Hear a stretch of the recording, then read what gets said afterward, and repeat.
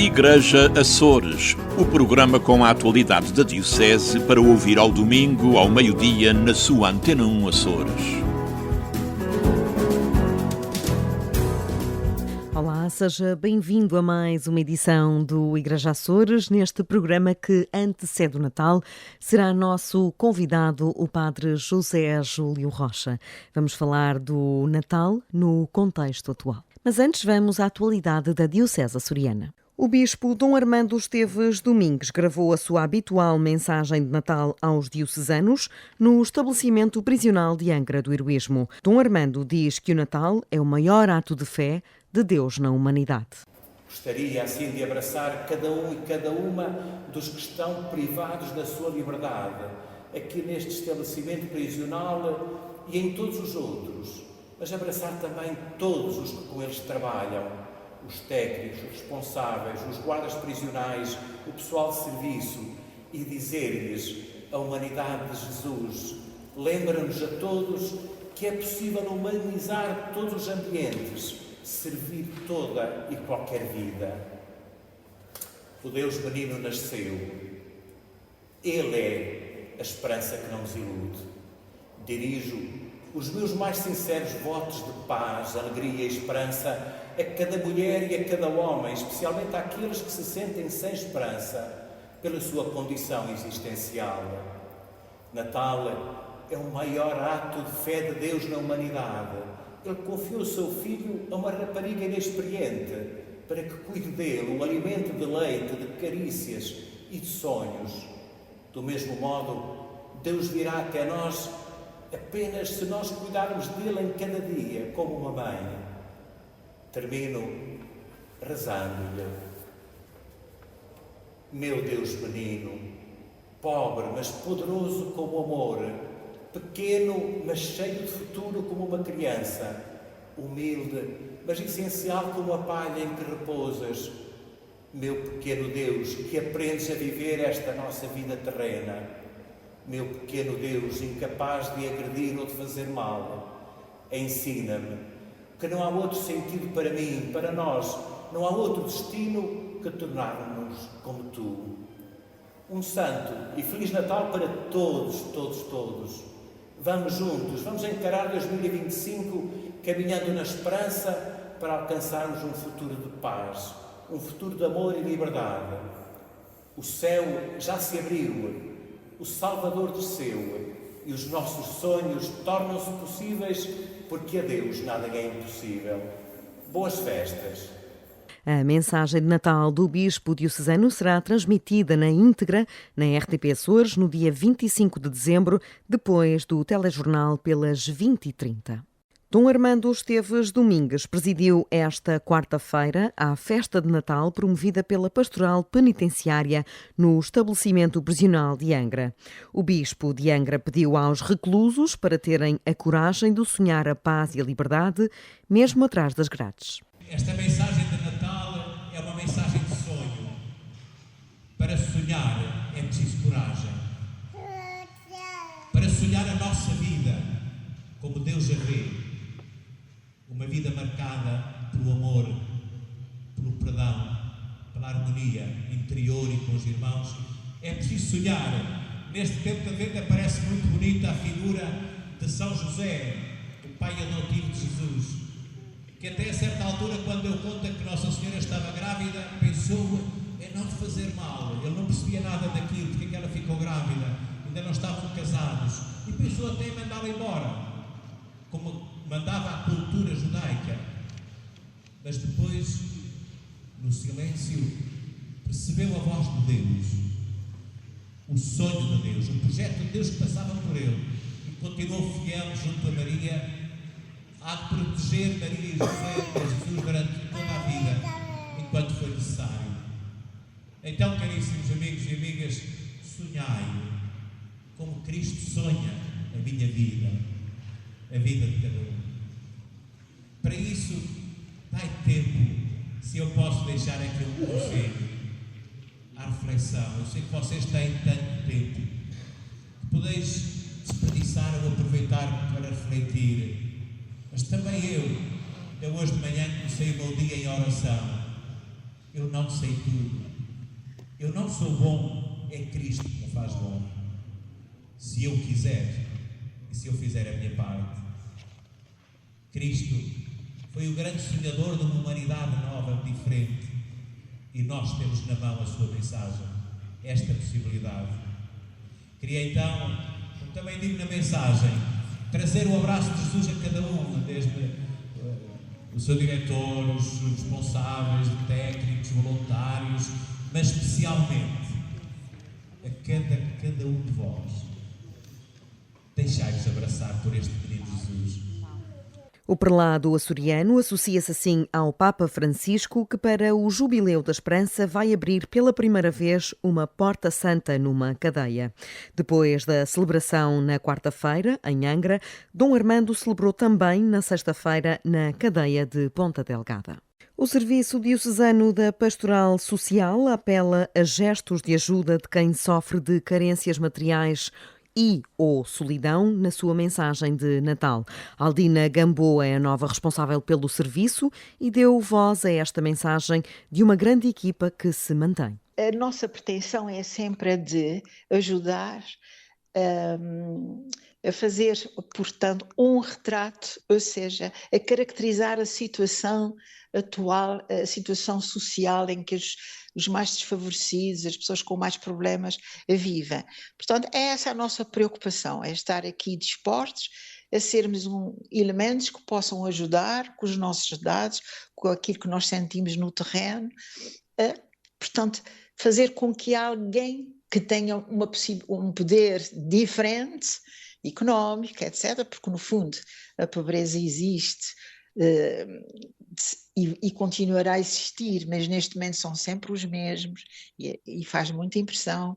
E se nós conseguíssemos reduzir essas necessidades, portanto, o número elevado das famílias que estão justamente numa situação muito precária.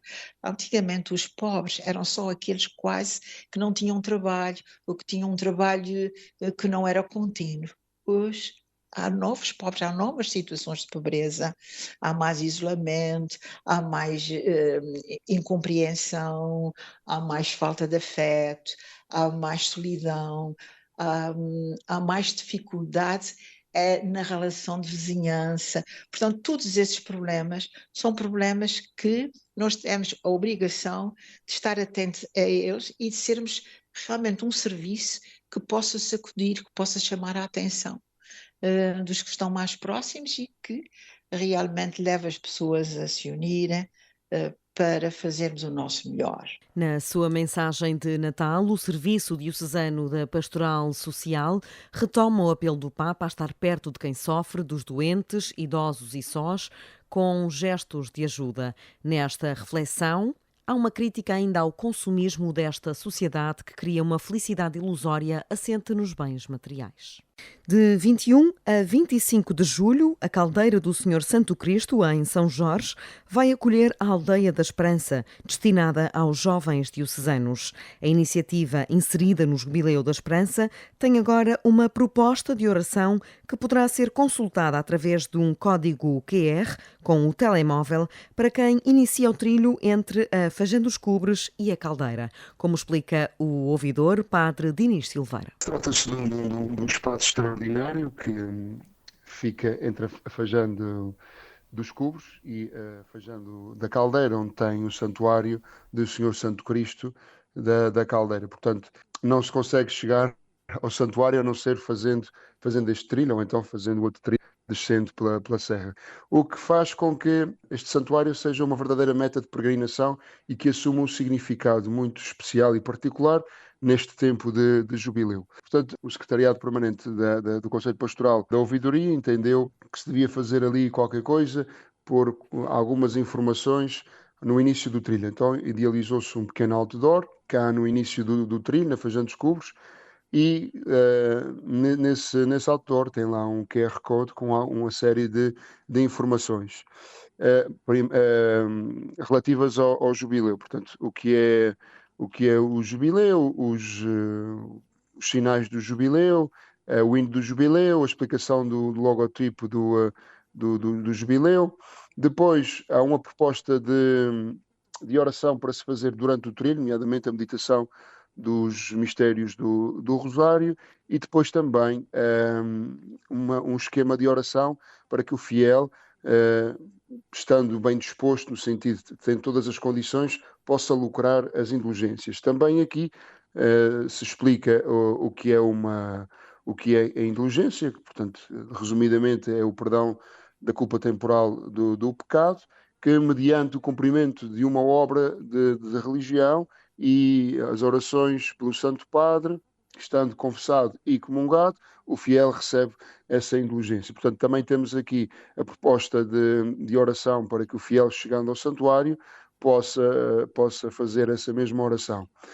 Consiste na leitura de um excerto da Palavra de Deus, a recitação do credo, umas preces pelas intenções do Santo Padre, um Pai Nosso, Ave Maria, Glória ao Pai, e depois a oração do Papa Francisco para o jubileu.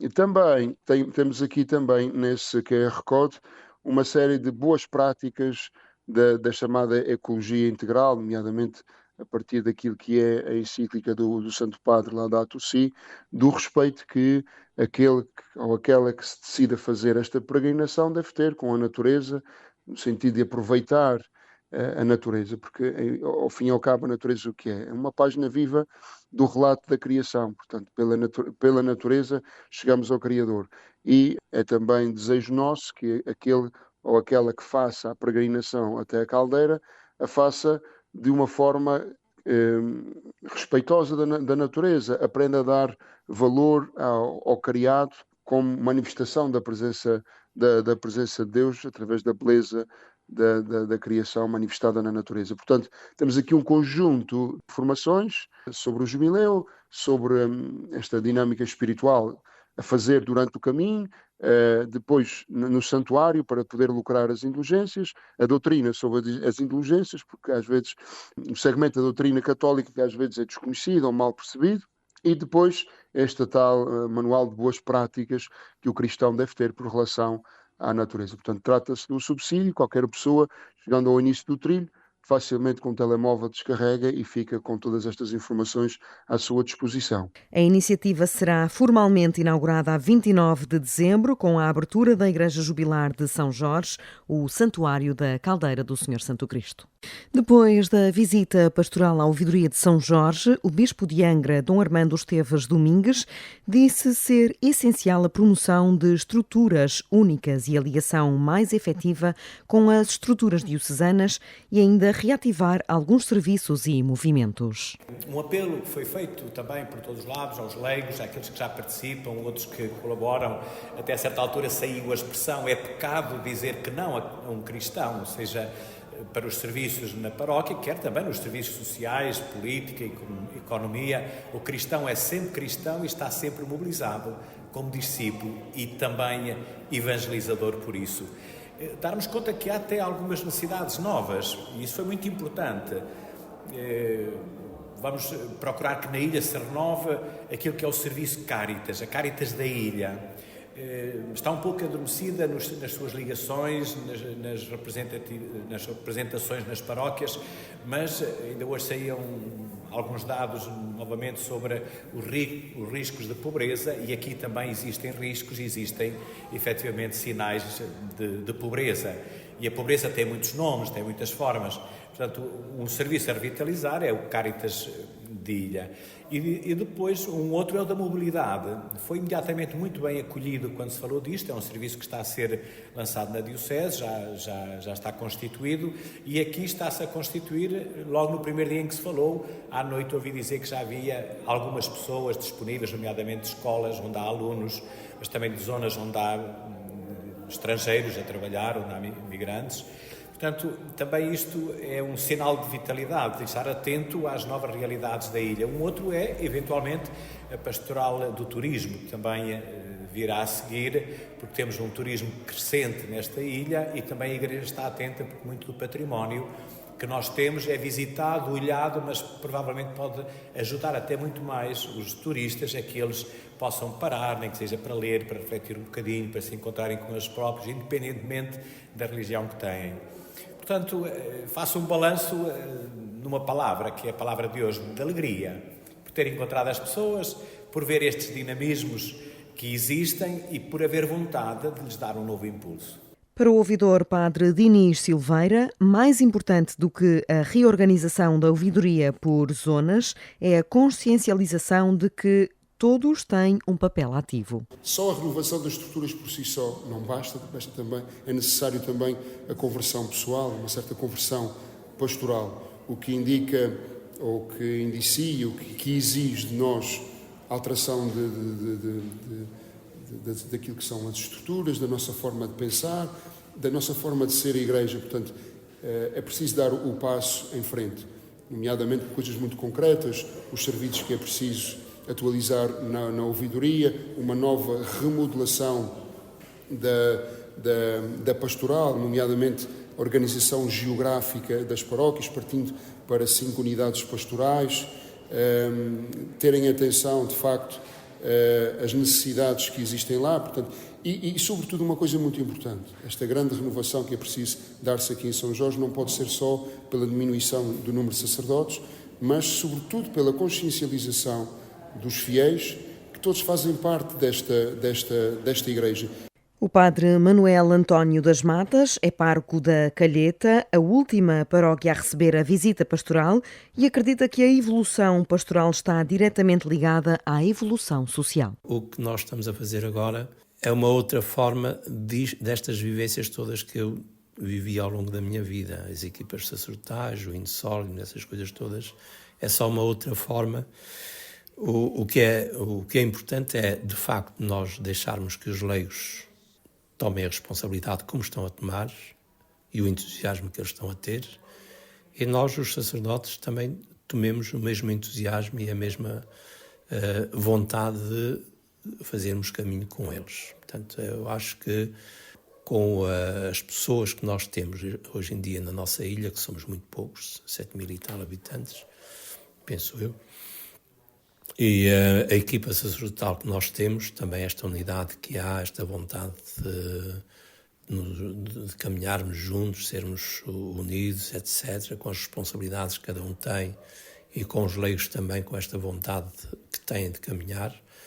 Claro que há aqui aspectos que é preciso nós termos muito em conta, que é a formação, não só dos leigos, mas a nossa própria formação de padres e também esta dinâmica que nós todos temos de tomar como nossa, portanto, não querermos fazer uma capelinha cada um, mas equipa, portanto, sermos um conjunto a caminhar no mesmo sentido. E eu creio e tenho esta esperança profunda de que nós vamos fazer caminho na nossa ilha a nível pastoral e a todos os níveis, porque é assim, quanto mais caminharmos a nível pastoral, a nível social também há o mesmo acompanhamento. A visita pastoral à ouvidoria de São Jorge terminou no passado domingo. O prelado açoriano contactou com as pessoas, com os lugares e com o património da ouvidoria. Entre Vistas, com o padre Teodoro Medeiros.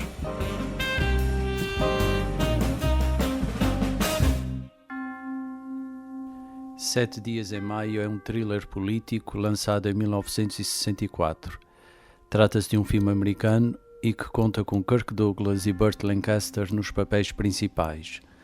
A ação decorre à volta de um complô dos militares para depor o presidente, quando este pretende assinar um tratado de paz com a Rússia. Alguns generais apoiam esse tratado, enquanto outros defendem que a única solução para a Guerra Fria é a corrida ao armamento. O tom do filme é próprio do género espionagem, sendo os melhores momentos aqueles em que os protagonistas tentam perceber o que pensa o outro, disfarçando ao mesmo tempo as suas próprias desconfianças. 7 Dias em Maio não é tão bem conseguido e é certamente menos divertido que Doutor Estranho Amor de Stanley Kubrick, mas é um filme cheio de implicações e que faz pensar.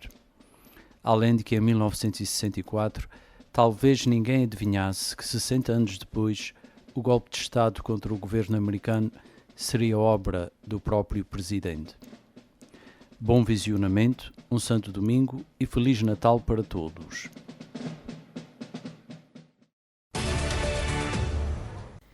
E nesta edição, que antevê o Natal, o nosso convidado deste espaço de entrevista é o Padre José Júlio Rocha, vigário episcopal para o clero, o nosso teólogo. Olá, Padre Júlio, obrigada por estar connosco. Já não vinha aos nossos microfones há algum tempo. Já tínhamos gravado umas coisas pontuais por telefone, mas o convidado do programa já não era há algum tempo e, portanto, temos que começar a rever isto. Mas nesta edição tão especial é importante termos aqui alguém que nos fale sobre a importância do presépio e o presépio nos dias de hoje. Nós continuamos a ser as figuras do presépio. Em primeiro lugar, bom dia e uma saudação carinhosa a todos os ouvintes e o desejo de umas santas e felizes festas do Natal de Jesus. E realmente, esta é sempre uma festa cheia de significados e simbolismos e é considerada unanimemente, talvez, a celebração mais importante do mundo, do ano. Para o Natal, quase todos os países do mundo, inclusivamente imensos países de cariz não cristão, celebram o Natal. E é uma coisa interessantíssima a coincidência dos três grandes ramos do cristianismo, o catolicismo, os ortodoxos e os nossos irmãos protestantes. Todos temos esta mesma, embora com configurações diferentes, esta mesma celebração de Natal como um dos momentos importantes na vida litúrgica de cada confissão religiosa cristã. O presépio realmente é o centro do Natal, embora hoje em dia cada vez menos apareça o presépio. Nós estamos a assistir a uma espécie de descristianização do Natal que vai em linha de continuidade com a descristianização geral de outras épocas e de outros momentos cristãos. E realmente eu estive há pouco tempo em França, andei na Alsácia, a convite do meu irmão, passámos 3 dias nos mercadinhos de Natal da Alsácia, ali Colmar, aquelas cidades todas que são elas próprias um presépio. Realmente vêem-se muitas luzes, aqueles mercadinhos de Natal, mas vêem-se cada vez menos presépios. Cada vez Jesus é mais tirado da festa do seu nascimento. O que eu acho que a questão ainda é mais estranha ou grave, se quisermos, quando, por uma questão de linguagem inclusiva, de não ofender pessoas não cristãs, já se começa a falar em festividades em vez de Natal. Portanto, esta ideia de tirar Jesus do presépio ou do Natal, talvez uma ideia mais comercial ou ideológica do que outra, vai um pouco deste fenómeno woke que invade o mundo e que não é outra coisa senão o elogio da fragilidade. O elogio da fragilidade em tudo, não ofender nada nem ninguém, até chegarmos a uma sociedade eventualmente absolutamente inócua, sei lá, ou então o que está a ver... Aos lugares que isso é liberdade, não é? Exatamente, ou então o que está a ver uma reação ao fenómeno woke, que é uma reação desproporcional também e violenta. Isso cria extremismos, de um lado xenofobias, do outro lado o wokeismo, o que cria uma sociedade, e isso também tem a ver com o Natal, uma sociedade radicalizada, uma sociedade onde o mundo que era grande tornou-se pequenino, como diz a canção. Não é uma realidade, o mundo está cada vez mais complexo e afastado. E este Natal, em que Jesus nasce num presépio, tem que nos dizer qualquer coisa. Em primeiro lugar, não pensemos no presépio como um lugar ascético, a cheirar a pinho, ou a cedro, ou a criptoméria, com uma Nossa Senhora muito feliz, um São José todo mavioso, um menino Jesus de olhos azuis e sorridente, um boi e uma vaca, um burro e uma vaca, algumas ovelhinhas e os magos ao longe. O Natal de Jesus, o primeiro Natal, segundo o que reza a Bíblia e sobretudo o Evangelho de São Lucas, diz-nos que chegou o momento, quando chegaram a Belém, Maria e José, chegou o momento de Maria dar à luz. Ela teve o seu filho primogênito, envolveu-o em paninhos e deitou numa manjedoura, porque não havia lugar para eles. Esta é a frase mais importante sobre o Natal nos Evangelhos. O Natal resume-se esta linha. Deitou numa manjedoura, porque não havia lugar para eles, envolveu-o em paninhos. E, portanto, a momento de profunda pobreza, profunda exclusão, profunda... como é que eu ia dizer? Eles foram... Marginalização. Eles estavam fora da sua terra, foram migrantes, foram excluídos, foram sem abrigo, tudo numa noite só. E nós celebramos isso como se o nascimento de Jesus fosse uma coisa que faz à distância de 2024 anos. À distância de 2024 anos, ou de 2030 anos, se quisermos, porque Jesus nasceu 6 anos antes de Cristo, segundo as contas mais atuais. Nós temos o Natal, que também o presépio, ou sob pena de nós reduzirmos o Natal a uma festa apenas de comes e bebes. Eu não queria entrar em coisas repetidas, em dizer que o Natal é consumista. Isso, toda a gente já sabe isso. São frases kits sobre o Natal. Toda a gente já sabe isso. Isso é natural. A publicidade começa a funcionar logo a seguir ao Halloween. Portanto, 2 meses antes do Natal. O que não sabemos é que o presépio acontece milhares de vezes todos os dias. Era exatamente isto que queria dizer. O presépio tem uma dimensão social que não pode ser esquecida. Aliás, sempre teve na poesia, na música portuguesa. Vai nascer esta noite, à meia-noite em ponto, numa casa de Hanoi ontem bombardeada, ou então o presépio de lata do Rui Veloso. Todas as pessoas que pensam, todos os poetas, todas as pessoas que vivem a arte e vivem a vida mais além da crosta, da superficialidade, e querem aprofundar, veem sempre no Natal, em todos os Natais, uma severa contradição entre aquilo que se vive e aquilo que se devia viver. O Natal está-se... Pronto, também não queremos culpar ninguém, cada pessoa vive o Natal à sua forma, mas há sempre um desencanto no Natal. Por isso, muitas pessoas, eventualmente a maioria das pessoas, considera o Natal uma festa triste.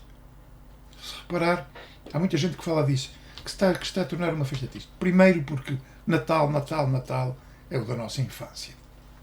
E acabou. Aquela noite, a maior noite, que é dentro de 3 dias. Seja qual for o tipo de infância, mas seja qual for o tipo de infância, portanto, também há infâncias e infâncias, mas normalmente o Natal é a festa. Ali nós passávamos a noite sem dormir, e o Menino Jesus descia também.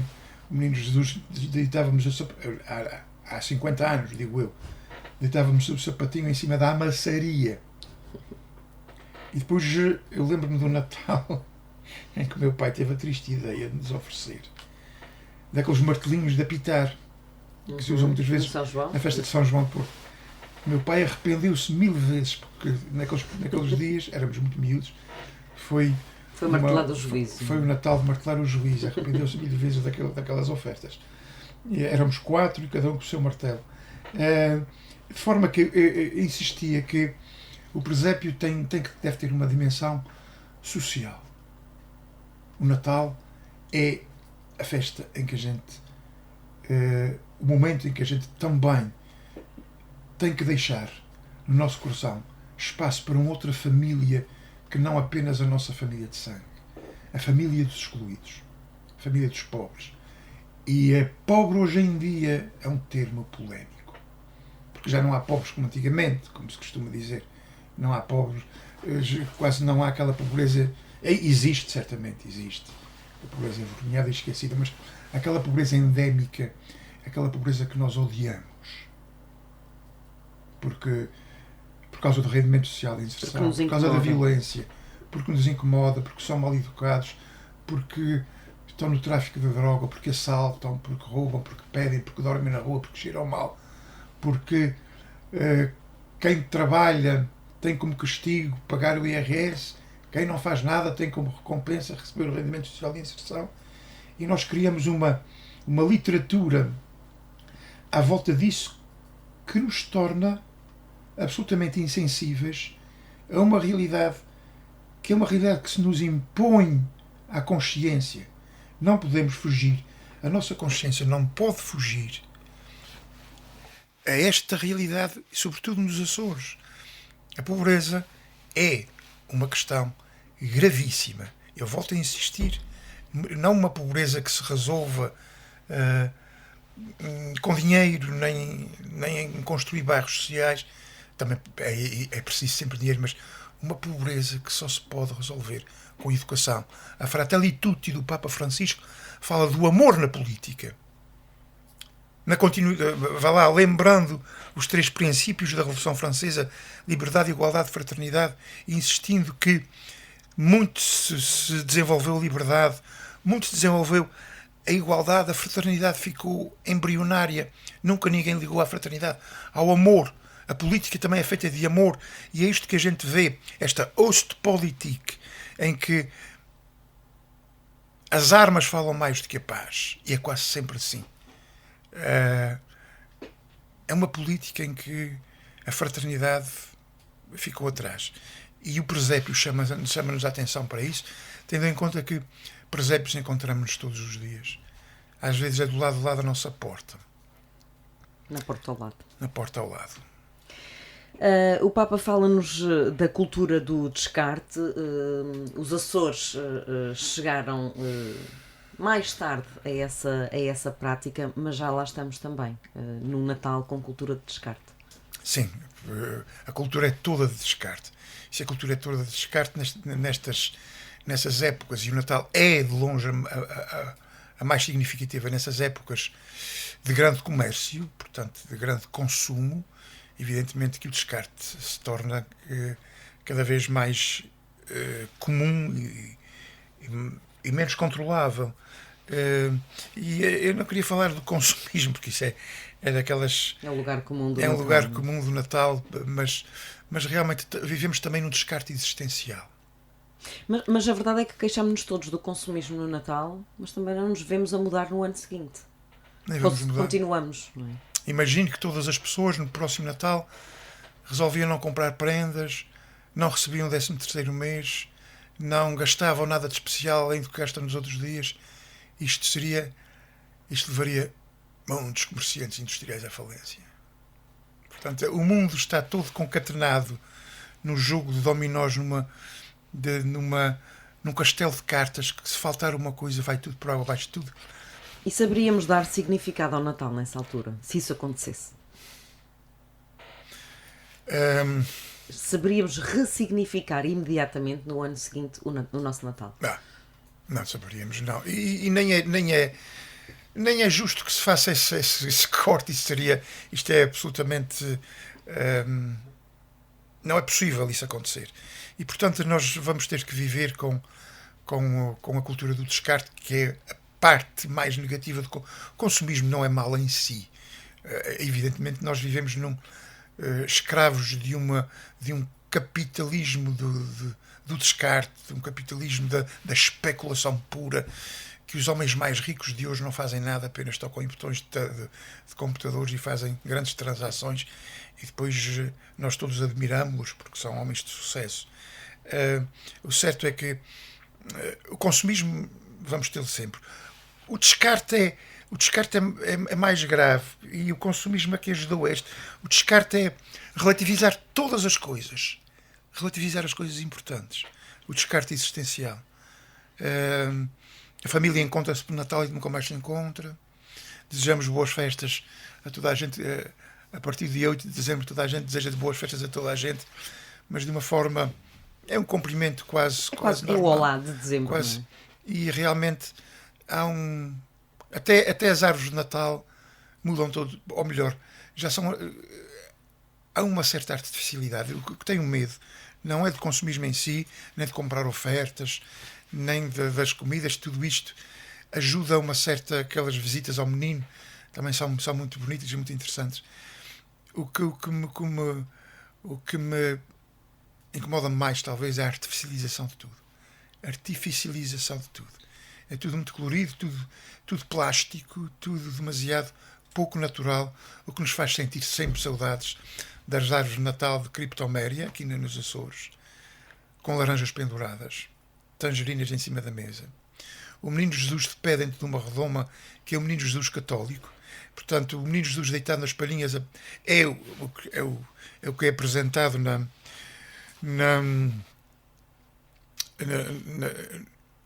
em São Lucas, no Evangelho de São Lucas, mas é uma tradição protestante. O Menino Jesus nas palhinhas veio do protestantismo. O Menino Jesus católico, normalmente está dentro de uma redoma, ou com pequenino, já em pé, a fazer a bênção com 2 dedinhos erguidos. Esse Menino Jesus que minha avó tinha, eu gostava na casa já da minha tinha avó. quase 200 anos, e aquele cheiro agradável de ter uma avó e uma mãe que nos abraçavam com carinho, que nos contavam histórias da Bíblia, ali, da tradição oral, cantigas do antigamente, rezas de antigamente, este ambiente a cheirar a íntimo, a familiar, a pequenino, a pobre. Todos nós temos saudades disso. E nós, todos os anos, queremos regressar a esse Natal, mas não é possível. A minha próxima questão seria o que é que reconstruiria ou reporia no Natal, e portanto já respondeu em parte a essa questão. Em parte já respondi. Eu restauraria uma ideia que a Igreja devia talvez cultivar, de é que um Deus que vem fazer parte integrante da nossa família, que vem ser nosso filho e que vem nascer as nossas casas. O cristianismo, católicos, protestantes, anglicanos, ortodoxos, etc., é a única religião do mundo onde Deus se faz criança. Onde o Deus, o Todo-Poderoso que habita acima dos astros e em que a terra é o escabelo dos seus pés, como diz o Antigo Testamento, um Deus fez-se menino. Um Deus nasceu nas palhinhas de Belém, fez-se bebé, carente. Um Deus chorou com frio. Um Deus que precisa dos nossos abraços. Um Deus que precisa do nosso carinho. Esta perspectiva religiosa dá-nos uma dimensão familiar, maternal, paternal, fraternal, incrível. Deus precisa de nós. E isto exige e pede de nós uma mudança radical de perspectiva.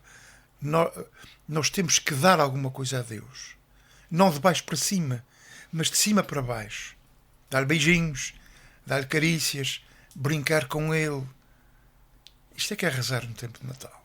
Como é que, de uma forma muito sucinta, porque já esgotamos o nosso tempo, como é que gostaria que os açorianos vivessem este Natal? Rezando. Rezando desta forma, talvez, curando relações familiares, às vezes, tantas vezes feridas. O Natal é um terreno propício para isso. E não esquecendo nunca que nós, os açorianos, temos um surplus de responsabilidade social acima dos outros portugueses, eventualmente europeus, porque somos uma terra onde há muitos pobres, e que curássemos o nosso olhar para o pobre, que nós curássemos o olhar para o pobre e nos empenhássemos não em dar esmolinhas nem em fazer festinhas, mas numa mudança radical da sociedade, estrutural, onde diminuíssem os pobres, porque o que dói na dor e o que dói na pobreza não é a pobreza em si, mas a falta de um ombro onde chorar essa pobreza. As dores são essencialmente sociais, são de abandono e de solidão. Nós não nos podemos permitir a isso, é muito menos no Natal. Obrigada, Padre José Júlio Rocha. Um santo e muito feliz Natal para si. Muito obrigado, mesmo para si, Tatiana, e para todos os ouvintes. Para todos aqueles que nos escutam, um santo e feliz Natal. Nós estamos de regresso no próximo domingo, também o Dia da Família, dia 29. Até lá. Igreja Açores, o programa com a atualidade da Diocese para ouvir ao domingo, ao meio-dia, na sua Antena 1 Açores.